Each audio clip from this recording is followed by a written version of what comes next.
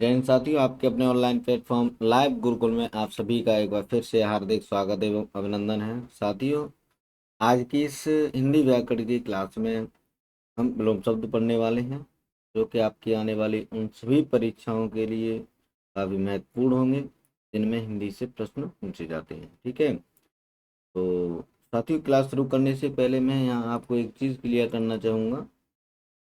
तो बात यह है कि अगर हम ये विलोम शब्द पढ़ते हैं, यानी जो विलोम शब्द हैं, अगर हम इन्हें पढ़ते हैं तो इन विलोम शब्दों को पढ़ने से पहले, जो भी विलोम शब्द हम पढ़ेंगे, इन विलोम शब्दों को पढ़ने से पहले साथियों हमें जो भी शब्द होंगे जिनका हमें विलोम बताना है, जिनका हमें विपरीत बताना है, जैसे अल्पज्ञ हो गया, अग्रज हो गया, ऐसे शब्दों का अगर हमें विलोम बताना है साथियों, क्या बताना है, विलोम अगर हमें बताना है, तो सबसे पहले हमें इन शब्दों का, ये जो मेन शब्द हैं, हमें इन शब्दों का अर्थ पता होना चाहिए। क्या पता होना चाहिए साथियों? अर्थ पता होना चाहिए। अगर हमें इनका अर्थ पता है कि इनका अर्थ क्या है, तो हम इसका विलोम शब्द बहुत ही आसानी से बता सकते हैं। ठीक है, अगर हमें इनका अर्थ पता नहीं है तो हम इनका विलोम शब्द नहीं बता पाएंगे, हम गलत करके चले जाएंगे। ठीक है, तो आज साथियों हम जो विलोम शब्द पढ़ेंगे वो प्रत्येक शब्द का अर्थ समझ के हम उसका विलोम शब्द देखेंगे। ठीक है, तो आइए साथियों, बिना देर किए हुए आज की क्लास का शुभारंभ करते हैं। तो सबसे पहले हम जो देखते हैं वो है, सबसे पहले जो हमारा शब्द है साथियों, वो है अल्पज्ञ। कौन सा है? अल्पज्ञ। अगर हम अल्पज्ञ की बात करें यहाँ पर, तो अल्पज्ञ जो शब्द है, इसका जो अर्थ होता है साथियों, वो होता है अल्प का मतलब कम, और ज्ञान का मतलब होता है ज्ञान। यानी जिसे कम ज्ञान है, जो कम जानता है या जो बहुत ही कम जानता है, उसे अल्पज्ञ कहेंगे। तो अब जो कम का विलोम क्या होता है? ज्यादा या सब कुछ। अल्पज्ञ कम जानने वाला, तो विलोम शब्द क्या होगा? जो सब कुछ जानने वाला है। तो सब कुछ जानने वाले को हम क्या कहते हैं साथी? उसे हम कहते हैं सर्वज्ञ। क्या कहते हैं? सर्वज्ञ। तो यहाँ जो अल्पज्ञ शब्द है, इसका विलोम शब्द क्या हो जाएगा? इसका विलोम शब्द हो जाएगा साथियों यहाँ पर सर्वज्ञ। ठीक है, तो अल्पज्ञ का यहाँ आप लिख सकते हैं, अल्पज्ञ का जो विलोम शब्द है साथी वो है सर्वज्ञ। ठीक है, इतना समझ गए होंगे। अल्पज्ञ का मतलब कम जानने वाला, और सर्वज्ञ का मतलब होता है सब कुछ जानने वाला। ऐसे ही हमारा एक शब्द है साथियों, अग्रज। क्या है? अग्रज। अग्रज का अर्थ क्या होता है? अग्रज का मतलब होता है साथियों यहाँ पर अ का अग्र। अग्र का मतलब आगे, अज का मतलब जन्म लेने वाला, यानी जो आगे जन्म लिया है, जो पहले जन्म लिया है, यानी जो हमसे पहले हमारी माँ से जन्म लिया है, उसे हम कहते हैं अग्रज। तो वो कौन होता है? हमारा बड़ा भाई। तो बड़े को विलोम क्या होता है? छोटा। बड़ा का विलोम छोटा होगा। तो ऐसे ही अग्रज का विलोम विलोम क्या हो जाएगा यहाँ पर? छोटा भाई। छोटे भाई को क्या कहते हैं हम? छोटे भाई को कहते हैं साथियों यहाँ पर अनुज। क्या कहते हैं? अनुज कहते हैं। तो ये ध्यान रखना, ये शब्द जो है अलग अलग हैं दोनों के दोनों। अल्पज्ञ का सर्वज्ञ, अग्रज का अनुज, इनमें न तो हम कोई उपसर्ग लगा रहे हैं, न कोई हम प्रत्ययवत शब्द लगा रहे हैं। ठीक है, न ही कोई उपसर्ग चेंज कर रहे हैं। यहाँ हम क्या कर रहे हैं, जो भिन्न शब्द हैं उनके हम जो है विलोम शब्द यहाँ पर पढ़ रहे हैं। कुछ होंगे जिनमें हम विसर्ग, जो सॉरी उपसर्ग वगैरह लगाएंगे, लेकिन यहाँ ज्यादातर जो प्रश्न मैंने लिए हैं आपके लिए विलोम शब्द के, वो हैं जो भिन्न हैं। ठीक है, और बहुत ही महत्वपूर्ण है। ये ज्यादातर परीक्षा में पूछे जाने वाले हैं, सभी परीक्षाओं में इनमें से कोई न कोई प्रश्न पूछा ही जाएगा। ठीक है, तो यहाँ अग्रज का अनुज होगा साथियों, अल्पज्ञ का सर्वज्ञ होगा। अगर हम यहाँ अनुरूप की बात करें, तो अनुरूप का मतलब क्या होता है? अनु का अनुरूप, यानी जैसा रूप है वैसा ही, है ना? जैसा रूप है वैसा ही तो हो गया अनुरूप। अब इसका जो जैसा रूप नहीं है तो उसे कहेंगे साथियों प्रतिरूप। क्या कहेंगे? प्रतिरूप। यानी अनुकूल का जैसे प्रतिकूल होता है, वैसे ही अनुरूप का होता है साथियों प्रतिकूल। यानी अनु को हटा करके प्रति लगा देंगे। ठीक है, रूप का रूप ही रहेगा। अब यहाँ एक शब्द आता है साथियों, यहाँ कौटिल्य। कौन कौन सा शब्द आता है? कौटिल्य। अब कौटिल्य का सबसे पहले हमें पता होना चाहिए अर्थ। ठीक है, तो कौटिल्य का अर्थ क्या होता है? कौटिल्य का अर्थ होता है साथियों कुटिल। क्या होता है? कुटिल या चालाक या चतुर, ये सब इसके क्या होते हैं? अर्थ होते हैं कौटिल्य के। तो जो कौटिल्य थे वो कुटिल, चालाक, चतुर थे, है ना, कूटनीति जानते थे। अब जो कूटनीति नहीं जानता है उसे क्या कहेंगे हम? जो जानता है वो तो कौटिल्य हो गया, जो नहीं जानता वो क्या होता है? वो सीधा साधा होता है, सज्जन होता है। तो सीधा साधा या सज्जन होता है, जो सीधापन जिसके अंदर होता है, उसे हम क्या कहते हैं साथियों? उसे हम क्या कहते हैं? तो उसे कहते हैं साथियों हम आर्जव। क्या कहते हैं? आर्जव। तो कौटिल्य का जो विलोम शब्द हो जाएगा साथियों वो हो जाएगा आर्जव। क्या हो जाएगा? आर्जव। ऐसे ही एक शब्द हमारा आ गया अर्जन। अब अर्जन का मतलब क्या है हमें पता होना चाहिए कि मतलब क्या है, इनका अर्थ क्या है, मीनिंग क्या है ना। तो अर्जन का मतलब होता है एकत्रित करना, है ना, कमाना। क्या करना? कमाना। अर्जन का मतलब हो गया एक तरह से कमाना। तो अर्जन का विलोम क्या हो जाएगा? खर्च करना। भाई कमाएंगे तो उसे खर्च भी करेंगे। ठीक है। अब खर्च करने को क्या कहते हैं? तो देखो, खर्च को कहते हैं व्यय। तो यहाँ अर्जन आया है तो व्यय का क्या हो जाएगा? व्ययन। क्या हो जाएगा यहाँ पर? व्ययन। तो ये इसका जो विलोम शब्द बना वो बना साथियों व्ययन। क्या बना? व्ययन। ऐसे ही हमारे पास एक शब्द आ गया यहाँ कृस। क्या आ गया? अब कृस। अब कृस का अगर हमें अर्थ नहीं पता तो हम इसका विलोम नहीं बता सकते। ठीक है। रस का अगर हमें अर्थ नहीं पता है तो हम इसका विलोम नहीं बता पाएंगे। तो सबसे पहले हमें इसका अर्थ पता होना चाहिए कि इसका अर्थ क्या है। तो यहाँ जो कृस शब्द है इसका जो अर्थ होता है साथियों वो होता है ना, दुबला पतला। क्या होता है कृस का मतलब? दुबला पतला, कुचला हुआ। कृस का मतलब एक तरह से मान लो कुचला हुआ, है ना। तो जो कुचला है वो कैसा होगा? दुबला पतला। कैसा होगा? दुबला पतला। तो इसका जो विलोम शब्द कैसा हो जाएगा? भाई दुबला पतले का विलोम कैसा होगा? हष्ट पुष्ट मोटा, है ना। तो अष्टपुट पुष्ट या मोटा कहेंगे या तंदुरुस्त कहेंगे। तो उसे क्या कहते हैं? जो कृस का जो विलोम शब्द क्या हो जाएगा? वो हो जाएगा हष्ट पुष्ट। क्या हो जाएगा? हष्ट पुष्ट, है ना, हष्ट पुष्ट या फिर तंदुरुस्त, है ना, तंदुरुस्त कह सकते हैं। तो ये भी हो सकता है इसका। ठीक है, तंदुरुस्त या फिर हष्ट पुष्ट। ऐसे ही एक शब्द है एकल। अब एकल में किसकी बात होती? एकल मतलब सिंगल। सिंगल, एक। तो एक का विलोम क्या हो जाएगा? अनेक। अनेक का मतलब बहु। तो एकल का क्या हो जाएगा? बहुल। क्या हो जाएगा यहाँ पर? बहुल। ये एकल का विलोम बहुल हो गया। ऐसे ही अश्लील। अश्लील का मतलब होता है ऐसा जो देखने लायक नहीं है, अश्लील है। अश्लील का मतलब जिसे जो शर्मनाक है। कैसा है? शर्मनाक है। कैसा है साथियों? शर्मनाक है, जो ठीक नहीं है देखने में। भद्दा है, जिसे देखने में लज्जा आती है ना। तो अश्लील का मतलब हो गया लज्जा दिलाने वाला, भद्दा। तो अब इसका विलोम क्या हो जाएगा? उसका विलोम होगा जो भद्दा नहीं है ना, जो अश्लील नहीं है, यानी जिसे देख करके लज्जा नहीं आती। तो उसके लिए कौन से शब्द का प्रयोग करते हैं साथियों यहाँ पर हम? तो उसके लिए जो प्रयोग करते हैं वो करते हैं श्लील, यानी इसमें से अ हटा देते हैं और हम लगाते हैं श्लील। क्या लगाते हैं? श्लील।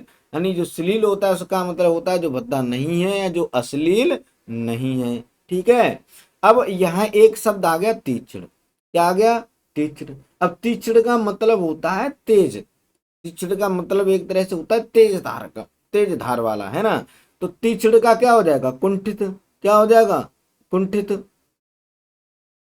है ना। कुंठित का मतलब जिसमें तेज धार नहीं है तो वो कुंठित हो गया। क्या हो गया? कुंठित हो गया।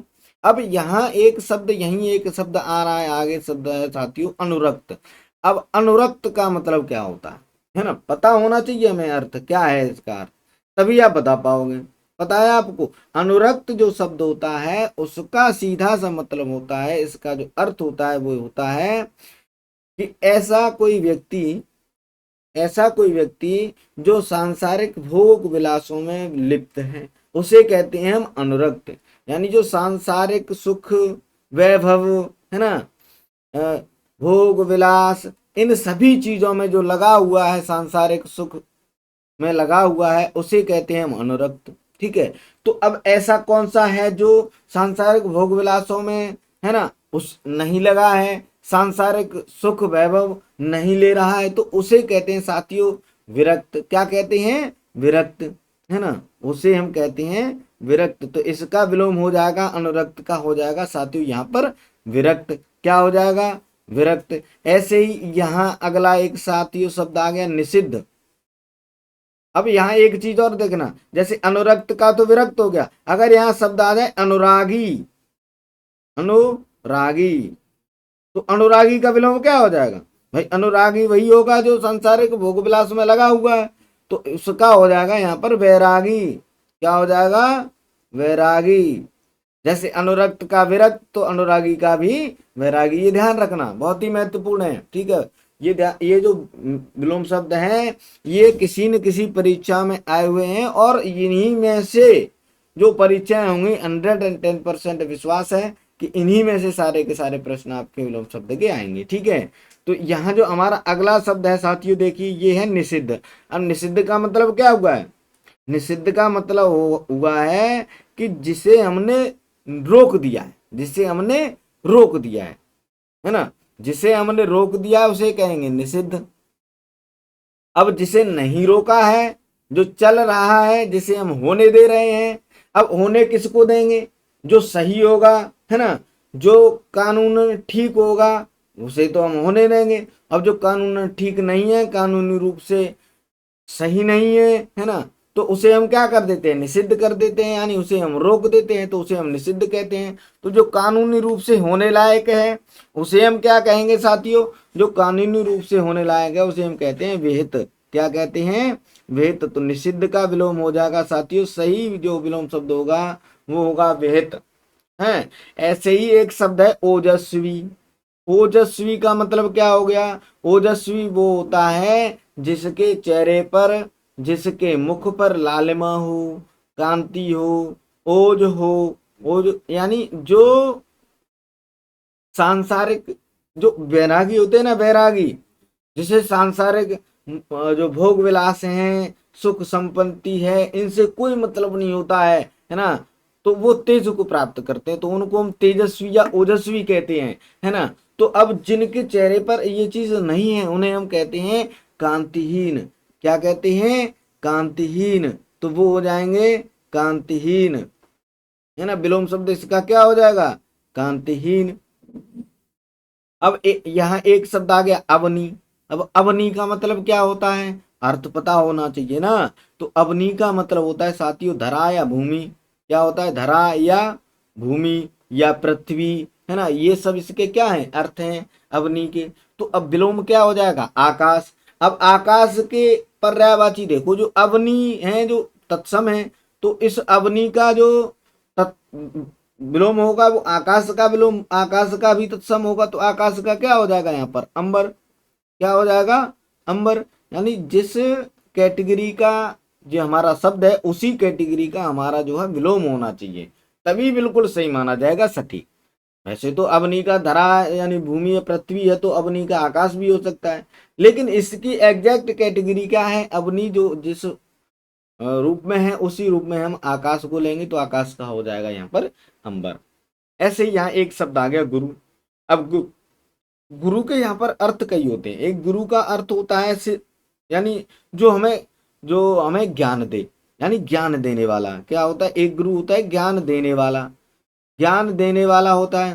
तो जो ज्ञान देने वाला है उसका विलोम क्या होगा? जो ज्ञान लेने वाला है। तो ज्ञान लेने वाले को क्या कहते हैं? हम शिष्य कहते हैं। तो एक तो हो जाएगा इसका शिष्य। अब एक गुरु का यहाँ दूसरा अर्थ निकल के आता है बड़ा। क्या निकल के आता है? बड़ा। यानी जब हम विलोम शब्द, जब हम व्याकरण पढ़ते हैं, तो व्याकरण में जब मात्राओं का ज्ञान करते हैं तो वहां पर लिखते हैं ना गुरु और लघु, है ना, गुरु वर्ण और लघु वर्ण, है ना। तो यहाँ पर जो गुरु का मतलब होता है बड़ा, तो बड़ा का क्या हो जाएगा विलोम शब्द? छोटा। तो छोटे को हम क्या कहेंगे? लघु। क्या कहेंगे? लघु। तो गुरु के दो यहाँ निकलेंगे, एक तो शिष्य भी हो सकता है और एक लघु भी हो सकता है। ठीक है, तो यहाँ पर एक अब अगला जो हमारा शब्द है वो है अध। अध का अर्थ क्या होता है? अर्थ का अर्थ होता है साथियों आधा। क्या होता है? आधा। तो आधे का विलोम क्या होगा? पूरा। तो पूरे को क्या कहेंगे? अध को आधा यानी, तो पूरे को क्या कहेंगे यहाँ पर साथियों? पूर्ण। क्या कहेंगे? पूर्ण। तो इसका विलोम हो जाएगा यहाँ पर पूर्ण। ध्यान रखना, लिखते चलना सभी लोग, साथ ही साथ लिखते चलो, है ना। अब यहाँ एक है अंतर्मुखी। अंतर का मतलब होता है अंदर की ओर, मुखी का मतलब मुख। अब जिसका मुख अंदर की ओर है उसे कहते हैं अंतर्मुखी, है ना। जो अंदर की ओर देख रहा है वो अंतर्मुखी है। तो अब विलोम क्या हो जाएगा? अंदर का क्या हो जाएगा? बाहर। मुख का मतलब जो मुख करके देख रहा है, तो जो बाहर की ओर जिसका मुंह है उसे क्या कहेंगे हम? बहिर्मुखी। क्या कहेंगे साथियों? बहिर्मुखी। तो अंतर्मुखी का विलोम क्या हो जाएगा? बहिर्मुखी, है ना। अब एक शब्द आता है अमित। क्या शब्द आता है साथियों यहाँ पर? अमित। अब अमित का मतलब क्या होता है? अमित का मतलब होता है साथियों अनंत। अमित का अर्थ होता है अनंत, यानी जो असीमित है। अनंत या असीमित यानी जो सीमित नहीं है ना। अमित का मतलब होता है अनंत या असीमित या असीम। ठीक है, तो इसका विलोम क्या हो जाएगा? जो सीमित है। भाई असीमित का मतलब विलोम क्या होगा? जो सीमित है। जो असीमित या अनंत का मतलब जिसका अंत नहीं हुआ है तो वो तो अनंत हो गया। अब जिसका अंत है वो सीमित है। भाई हमें लंबाई पता है कि हमें यहाँ से वहां तक जाना है, रहेंगे। ठीक है, आगरा से दिल्ली जाना है तो 200 किलोमीटर है, तो लिमिट है उसकी, वो सीमित है। लेकिन अब जिसका हमें हमें कहना है कि हमें तो आसमान में उड़ना है, अब उड़ना है तो कितना कहाँ तक जाना है कोई पता नहीं है, असीमित है वो। तो जो सीमित असीमित है उसका विलोम क्या होगा? जो सीमित है। तो असीमित का विलोम सीमित होता है, तो ऐसे ही अमित का जो विलोम होगा साथियों, वो यहाँ पर जो विलोम हो जाएगा उसका वो हो जाएगा परिमित। क्या हो जाएगा? परिमित। या फिर इसका जो विलोम शब्द है, सॉरी, अमित का जो होगा विलोम शब्द हो जाएगा परिमित, यानी जो परिमिति में है, यानी जो सीमित में है, जो सीमा में है। ठीक है ना। तो इसका विलोम हो गया अमित का परिमित। अब यहाँ एक शब्द आ गया अनुलोम। अनुलोम क्या आ गया? अनुलोम। तो अनुलोम का अर्थ पता होगा तभी हम बता पाएंगे। क्या अर्थ होता है साथियों अनुलोम का? अनुलोम का अर्थ होता है यहाँ पर सीधा। क्या होता है? सीधा। तो इसका विलोम क्या हो जाएगा? सीधा का विलोम क्या होता है? उल्टा। तो ऐसे अनुलोम का क्या हो जाएगा? विलोम। क्या हो जाएगा? विलोम। या फिर हम इसे कह सकते हैं, अनुलोम को हम कह सकते हैं विलोम शब्द इसका जो होगा प्रतिलोम भी हो सकता है। क्या हो सकता है? प्रतिलोम। तो या तो विलोम या प्रतिलोम दोनों में से कोई एक इसका जो है विलोम शब्द हो जाएगा। परीक्षा में एक ही आएगा, कंफ्यूज ना हो, परेशान ना हो। ठीक है, तो इतनी चीज, ये जो 20 जो विलोम शब्द मैंने आपको बताए हैं ये आपकी समझ में आ गए होंगे। ठीक है, अच्छे से पूरा अर्थ बता के मैंने आपको एक एक जो है विलोम शब्द समझाया है। ठीक है, तो आप इन्हें नोट कर सकते हैं, कर लीजिएगा नोट सभी जल्दी से। नोट कर लिया ना सभी ने? कर लिया होगा। अगर नोट नहीं करा है तो आप इसका जो है स्क्रीनशॉट ले लेना, बाद में नोट कर लेना। चलिए आगे चलते हैं, आगे कुछ विलोम शब्द और हैं उन्हें हम देखते हैं साथियों। तो आगे का जो हमारा अगला जो विलोम शब्द है साथियों, शब्द है वो है अथ। क्या है? अथ। तो अथ का मतलब क्या होता है? ठीक है साथी, जो अथ है, अथ का मतलब क्या होता है? तो अथ का मतलब होता है साथियों, इसका जो अर्थ होता है वो होता है आरंभ या प्रारंभ। क्या होता है? प्रारंभ। तो अथ का अर्थ क्या होता है? प्रारंभ। तो अब अंत, अब जो इसका विलोम क्या होगा? भाई प्रारंभ है तो उसका क्या होगा? अंत होगा। भाई शुरुआत है तो अंत होगा, शुरुआत का अंत होता है, प्रारंभ का अंत होता है। तो इथ का क्या हो जाएगा? तो इथ का हो जाएगा साथियों इति। क्या हो जाएगा? इति। ऐसे ही एक शब्द होता है शुरुआत करने को हम कहते हैं साथियों श्री गणेश। क्या कहते हैं? श्री गणेश। तो श्री गणेश का मतलब शुरुआत करना होता है। तो इसका विलोम क्या हो जाएगा? इसका विलोम हो जाता है इतिश्री। क्या हो जाता है? इतिश्री, है ना। इतिश्री यानी इसका अंत करना। तो श्री गणेश का इतिश्री होता है और अथ का इति होता है, ये ध्यान रखना। इतिश्री नहीं होता है, इतिश्री मत कर देना। इतिश्री श्री गणेश का होगा और अथ का होगा इति। ठीक है, इति अथ का होगा, है ना। तो यहाँ ये चीज समझ गए। अब एक शब्द है हमारा नीचे अनुकूल, क्या है, अनुकूल। अब अनुकूल का मतलब जो किसी का अनुसरण करे। जैसे नदी बह रही है, नदी में नाव चल रही है, तो नाव अगर धारा की दिशा में जाएगी तो उसे हम कहेंगे अनुकूल। क्या कहेंगे, अनुकूल। अगर वो नाव धारा के दूसरी दिशा में चले, जिस तरफ धारा बह रही है उस तरफ न जाके जिस तरफ से धारा आ रही है उस तरफ अगर नाव चलती है तो उसे कहते हैं साथियों में प्रतिकूल, है ना। क्या कहते हैं उसको, प्रतिकूल। तो अनुकूल का क्या हो जाएगा, प्रतिकूल हो जाएगा यहाँ पर, है ना। अब एक शब्द है अनुग्रह। तो अनुग्रह का अर्थ क्या होता है, अनुग्रह का अर्थ होता है साथियों किसी की कृपा, है ना, दया, अनुकंपा, है ना। ये शब्द जो है इसके क्या है, अर्थ हैं, मतलब है इसके। तो अनुग्रह का मतलब कृपा, दया, अनुकंपा, ये चीज हो गई। तो अब जिनमें कृपा नहीं है, जिनमें दया नहीं है, जिनमें अनुकंपा नहीं है ना, जो दया नहीं कर सकते उन्हें हम क्या कहते हैं, जो कर सकते हैं वो तो अनुग्रह हो गया, यानी दया करना, कृपा करना अनुग्रह हो गया। अब इसे दया न करना वो क्या हो गया साथियों, है ना, वो हो जाएगा साथियों यहाँ पर विग्रह। क्या हो जाएगा, विग्रह।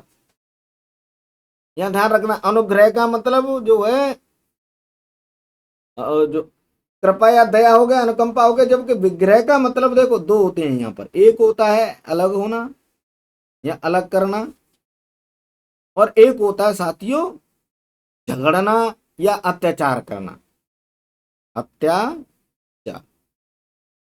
तो अब यहाँ दया हो रही है, यहाँ अत्याचार होता है, दया को तो अत्याचार ही होगा विलोम शब्द, तो यहाँ अनुग्रह का विलोम शब्द विग्रह होगा। ठीक है। अब एक शब्द और आता है समास। क्या होता है, समास।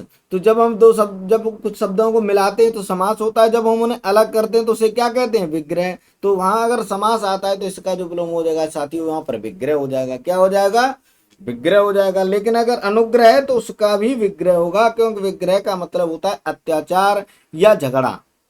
ठीक है। तो ये चीज क्लियर हो गई। अब आगे अगला शब्द है हमारा अवर। अवर, अवर का मतलब क्या होता है ना। अवर का अगर हमें पता है, अर्थ पता है, तो हम इसका विलोम शब्द भी बताएंगे। तो अवर, अवर का जो साथियों जो अर्थ होता है वो होता है कनिष्ठ। क्या होता है, कनिष्ठ, है ना। या तो कनिष्ठ होगा या इसका मतलब होता है, कनिष्ठ को क्या कहते हैं, जो छोटे होते हैं, जो पद में छोटे होते हैं उन्हें हम कनिष्ठ कहते हैं। तो कनिष्ठ, छोटा, है ना। अब इसका एक और होता है जो श्रेष्ठ नहीं है, जो श्रेष्ठ नहीं है, जो श्रेष्ठ नहीं है, तो वो भी क्या कहलाते हैं, अवर कहलाते हैं। तो इसका जो विलोम क्या हो जाएगा, जो बड़े हैं, है ना, जो ज्येष्ठ हैं, जो श्रेष्ठ हैं, उन्हें हम क्या कहेंगे, उन्हें कहते हैं साथियों हम प्रवर। क्या कहते हैं, प्रवर। तो अवर का विलोम शब्द हो जाएगा प्रवर। प्रवर का मतलब होता है जो ज्येष्ठ हैं, जो बड़े हैं, जो श्रेष्ठ हैं, है ना, तो उन्हें हम प्रवर कहते हैं। अब यहाँ एक शब्द है अनावृष्टि। अगला जो हमारा शब्द है क्या है, अनावृष्टि। तो अनावृष्टि का मतलब क्या होगा, अनावृष्टि का जो मतलब होता है, जो इसका अर्थ होता है साथियों, वो होता है अनावृष्टि का सूखा। क्या होता है, सूखा, या जहां वर्षा नहीं हुई है। अनावृष्टि का मतलब जहां वर्षा नहीं हुई है, सूखा। तो अब जहां वर्षा हुई है, जो जहां बिल्कुल वर्षा नहीं हो रही, एक जगह वर्षा नहीं हो रही है, तो उसका विलोम क्या होगा, जहां अधिक वर्षा हो रही है। तो उसको क्या कहेंगे साथियों, उसको कहेंगे अतिवृष्टि। क्या कहेंगे, अतिवृष्टि। तो उसका विलोम क्या हो जाएगा, अतिवृष्टि। अति का मतलब जहां अधिक वर्षा हो रही है, तो अतिवृष्टि हो जाएगा। ऐसे यहाँ शब्द है आवृत। क्या शब्द है साथियों, आवृत। आवृत का मतलब होता है जो छिपा हुआ है। क्या है, जो छिपा हुआ है उसे हम कहते हैं आवृत। जो घिरा हुआ है, जो किसी से घिरा हुआ है, उसे कहते हैं आवृत। छिपा हुआ है, ढका हुआ है, उसे हम कहते हैं आवृत। अब जो नहीं ढका है, नहीं छिपा है, उसे क्या कहेंगे, उसे हम कहेंगे अनावृत। अनावृत यानी अनावृत। ठीक है, उसमें हम अन उपसर्ग लगा रहे हैं तो ये हो जाएगा अनावृत। अनावृत का मतलब होता है नहीं, अन का मतलब होता है नहीं, आवृत का मतलब जो ढका है, यानी जो नहीं ढका है उसे कहेंगे अनावृत, जो ढका है उसे कहेंगे आवृत। ठीक है। यही एक आशा। आशा का मतलब क्या होता है साथियों, ये तो सब जानते होंगे। आशा का मतलब अभिलाषा, इच्छा, यानी किसी कार्य को करने की चाह, तो इसे क्या कहते हैं, आशा। तो जहाँ चाह नहीं है, किसी कार्य को करने की इच्छा नहीं है, अभिलाषा नहीं है, तो उसे वहाँ क्या होता है, आशा का निराशा। क्या हो जाएगा वहां पर, निराशा।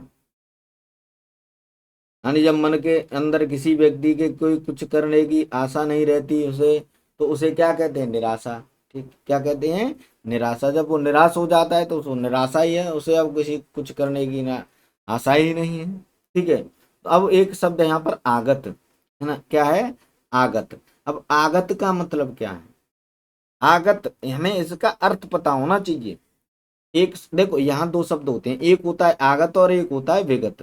ठीक है, एक होता है विगत और एक होता है आगत। तो आगत का मतलब क्या है, आगत का मतलब होता है साथियों आया हुआ। आगत का मतलब क्या होता है, आया हुआ, है ना।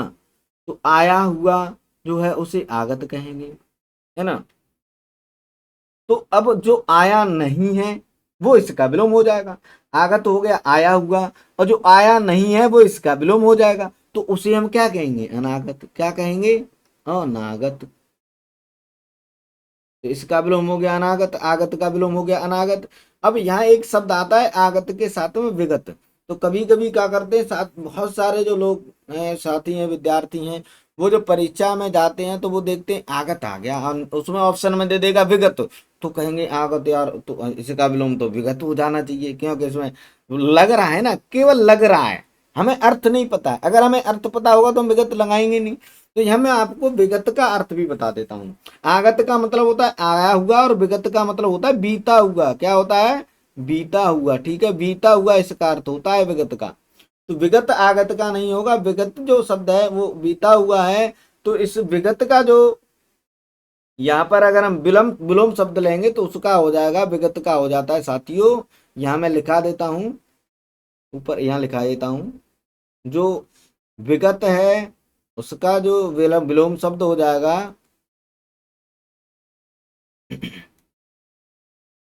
विगत का हो जाएगा आगत, तो सॉरी, विगत का हो जाएगा आगामी।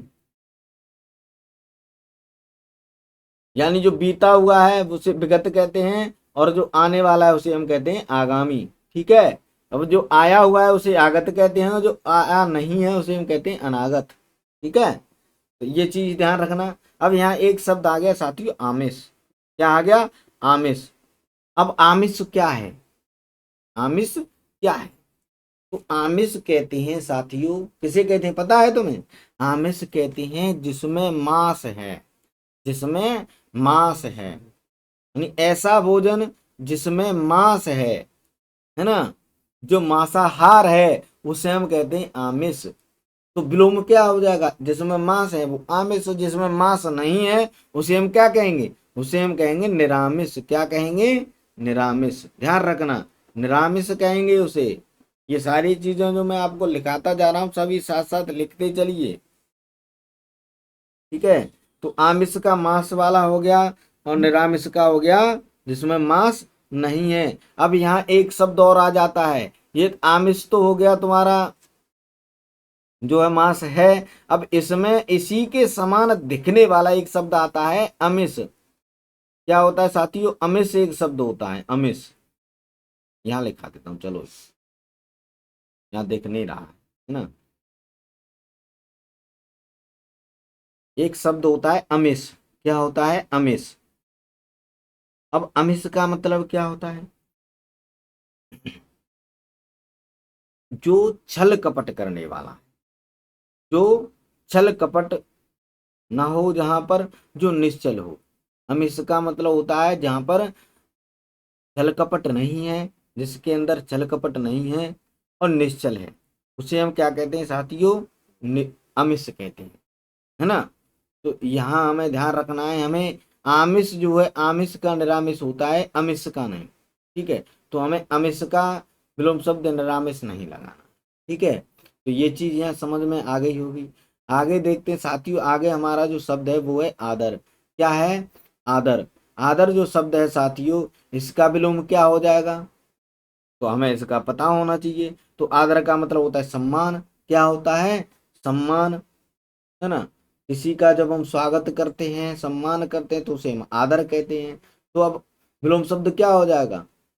जब हम उसका सम्मान नहीं कर रहे, उसकी इज्जत नहीं कर रहे, है ना, उसका आदर नहीं कर रहे, तो उसे कहते हैं हम निरादर। क्या कहते हैं? निरादर। तो आदर का हो जाएगा निरादर, या फिर कह देंगे अनादर। दोनों में से दोनों कह सकते हैं, दोनों इसके विलोम शब्द होते हैं। ठीक है। अब आदि, आदि शब्द जो होता है इसका अर्थ होता है प्रारंभ से, यानी प्रारंभ से, है ना। तो प्रारंभ, आदि का मतलब हो गया प्रारंभ, तो इसका विलोम क्या हो जाएगा? अंत। तो आदि का क्या होता है? अंत होता है। लिख लो इसको सभी साथ ही साथ। आदि का जो विलोम हो जाएगा वो हो जाएगा अंत हो जाएगा। ठीक है। आर्द्र, आर्द्र का मतलब जहाँ नमी है, जहाँ गीला है, उसे कहेंगे हम आर्द्र, है ना। जहाँ पानी की मात्रा है उसे हम कहेंगे आर्द्र। अब जिसमें पानी की नहीं मात्रा है, पानी है ही नहीं वहां पर, जो नम नहीं है, उसे हम क्या कहेंगे साथियों? उसे हम कहते हैं शुष्क, सूखा हुआ, है ना, उसे हम कहेंगे शुष्क। गीला का सूखा होगा, लेकिन आर्द्र का शुष्क होगा। ठीक है। ऐसे ही आवेशित, आवेशित, तो इसका विलोम शब्द क्या हो जाएगा? जो आवेशित है, जिसमें आवेश है, उसे आवेशित कहेंगे। जिसमें आवेश नहीं है उसे क्या कहेंगे हम? अनावेशित। क्या कहेंगे? अनावेशित। ठीक। ऐसे ही आवाहन, आवाहन का मतलब क्या होता है? जब हम किसी देवता को, किसी को मंत्र के द्वारा बुलाते हैं, तो उसे क्या कहते हैं? आवाहन। यानी आवाहन का मतलब हो गया एक तरह से बुलाना, है ना, पास बुलाना। लेकिन अब इसका विलोम क्या हो जाएगा? उसको छोड़ देना, उसको त्याग देना, उसको दूर कर देना। तो उसके लिए हम यूज करते हैं साथियों यहाँ पर विसर्जन। क्या यूज करते हैं? विसर्जन। ठीक। अब यहाँ एक शब्द है आसक्त। आसक्त का मतलब क्या होता है? आसक्त का मतलब होता है लगा हुआ, लगा हुआ, यानी जो किसी काम में लगा है, बिजी है, उसे हम क्या कहेंगे? आसक्त, है ना। तो अब इसका विलोम क्या हो जाएगा? इसका विलोम हो जाएगा साथियों जो नहीं लगा है ना, जो दूर रहता है इन चीजों से, सांसारिक चीजों से, उसे क्या कहते हैं साथियों? विरक्त। क्या कहते हैं? विरक्त। तो आसक्त जो लगा हुआ है, विरक्त जो नहीं लगा हुआ है ना, यानी जो सांसारिक सुख वैभव में लगा हुआ है उसे आसक्त कहेंगे, और जो इनमें नहीं लगा है उसे हम कहेंगे विरक्त। अब एक शब्द यहाँ आ गया आकलन। क्या आ गया? आकलन। तो आकलन के कई अर्थ निकलते हैं। आकलन का एक अर्थ होता है गिनना। क्या होता है? गिनना। इसका एक अर्थ होता है साथियों यहाँ पर ग्रहण करना। क्या होता है? ग्रहण, है ना, ग्रहण एक होता है इसको। लेकिन ये जो गिनना है, ये जो शब्द है, इस ये जो गिनना है, ये जो हम गिरते हैं, जब आकलन करते हैं, ये तो पूर्वानुमान लगा लेते हैं हम। ठीक है। तो इसका विलोम क्या हो जाएगा? तो इसका विलोम हो जाएगा, जब हम पूर्वानुमान से लिख रहे हैं, गिन रहे हैं, तो आकलन हो गया। लेकिन जब हम उसको लिख करके, जब हमने उसके बारे में लिख लिया, अंकित कर लिया, तब हम उसको गणना कर रहे हैं, तो उसे हम कहेंगे साथियों विकलन। क्या कहेंगे? विकलन। क्या कहेंगे वहां पर इसको? विकलन। तो आकलन का विलोम शब्द हो जाएगा साथियों यहाँ पर विकलन। वैसे जो आकलन का ग्रहण करना होता है, जबकि विकलन का मतलब होता है देना। क्या होता है? देना। ठीक है। तो ये समझ में आ गया होगा। आगे शब्द है साथियों हमारा उद्धत। क्या शब्द है? उद्धत। तो उद्धत का अर्थ क्या होता है, ये हमें पता होना चाहिए ना, कि जो उद्धत शब्द है उसका अर्थ क्या है। तो उद्धत का जो अर्थ होता है साथियों, वो होता है ऐसा व्यक्ति जो धृष्टता पूर्वक व्यवहार करे, यानी जो उद्दंडता पूर्वक व्यवहार करे। ठीक है। उसे हम क्या कहते हैं? उद्धत कहते हैं। अब जो बिन अब धृष्टता पूर्वक कर रहा है, तो उसका क्या हो जाएगा? जो विनम्रता पूर्वक कर रहा है। तो उद्धत का क्या हो जाएगा? जो विनम्रता पूर्वक कर रहा है, तो उसे हम कहते हैं विनीत। क्या कहते हैं? विनीत। तो उद्धत का विलोम शब्द हो जाएगा विनीत। तो विनीत का मतलब जो विनम्रता से बात कर रहा है, व्यवहार कर रहा है। उद्धत का मतलब जो उद्दंडता के साथ व्यवहार कर रहा है। ठीक है। अब एक शब्द है उथला। उथला का सब अर्थ होता है साथियों उठा हुआ या ऊंचा। ठीक है, ऊंचा। तो अब विलोम शब्द इसका क्या हो जाएगा, नीचा, नीचे को क्या कहेंगे, उतला, मतलब ऊपर का, तो नीचे का यानी गहरा, नीचे का यानी गहरा, तो इसका हो जाएगा विलोम शब्द उतला का गहरा। ठीक है, तो ये चीजें आपको समझ में आ गई होंगी। मैंने आपको अर्थ सहित सभी जो विलोम शब्द हैं, जो मैंने यहाँ पर जितने भी विलोम शब्द आपको कराए हैं, ये बिल्कुल अर्थ सहित कराए हैं, सभी का एक एक अर्थ पता करके बिल्कुल अच्छे तरीके से आपको समझाए हैं। और मुझे जहाँ तक आशा है आप सभी ये सारी चीजें समझ गए होंगे और सबकी समझ में ये सब कुछ आ भी गया होगा अच्छे से। ठीक है, अगर फिर भी नहीं आया है तो इस वीडियो को एक बार फिर से रिवाइंड करिएगा, शुरुआत से फिर से इसे एक बार देखिए। मुझे आशा है कि सारी चीज़ें आपकी समझ में पूरी तरह से आ जाएंगी। ठीक है, तो सभी साथी जो हैं लिख लिए होंगे, नोट कर लिए होंगे। तो आज की जो क्लास है, केवल हम आज की क्लास में इतना ही पढ़ेंगे। इससे आगे अन्य जो विलोम शब्द हैं उन्हें हम अगली क्लास में आपके साथ पढ़ेंगे, साथी शेयर करेंगे। तो आज की क्लास में आज सभी के लिए केवल इतना ही है। मिलते हैं अगले क्लास में, तब तक के लिए सभी साथियों को जय हिंद, जय भारत, वंदे मातरम।